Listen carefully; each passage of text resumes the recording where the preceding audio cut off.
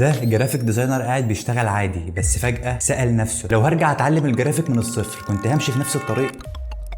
ركز معايا لان اخر نقطه هتغير تفكيرك تماما، وتعالى اقول لك كنت هعمل ايه. كنت هبدا باللي معايا وفي مقدرتي وقتها، ما كنتش هستنى لما اجيب كمبيوتر او لابتوب كويس. كنت هبدا الاول وبعدين اطور واحده واحده. كنت هتعلم يعني ايه جرافيك صح، واتعلم مبادئ التصميم واساسيات التكوين البصري، والتصميم بيتكون من ايه اصلا. وكنت هفهم كويس الفرق بين اللوجو والبراند والايدنتيتي بدل ما افضل تايه بينهم. وكنت هدرس كويس جدا جدا البراند استراتيجي علشان اقدم براند بيقدم فاليو وليه معنى. كنت هفهم سيكولوجيه الالوان واعرف تاثيرها على المشاعر والعقل وازاي اوظفها صح في شغلي. وكنت كمان هشتغل على بريفات ومشاريع وهميه عشان لما اول عميل يجي يلاقيني جاهز وعندي بورتفوليو بتكلم بيه عن نفسي. وكنت هتعلم ازاي اعمل تغذيه بصريه واتفرج على الديزاينات والبراندات واحللها بعين المصمم مش المتفرج. وكنت اتعلم اعرض شغل كويس مش بس انفذه. كنت افكر ازاي احل مشكله بصريا مش بس اطلع ديزاين شكله كويس. وكنت ههتم بالتجربه والاستمراريه والتطبيق. الاهم من ده كله كنت ابدا في المجال علشان بحبه مش علشان ابص للفلوس واستناها تجيلي وانا لسه بتعلم. لو بدات تفكر وتتعلم بالطريقه دي توفر على نفسك كتير وهتبقى ديزاينر فاهم شغله مش بس بيستخدم تولز. وكل نقطه قلتها هنا هتلاقيها بالتفصيل في المحتوى اللي جاي خطوه بخطوه، فتاكد انك عامل فولو.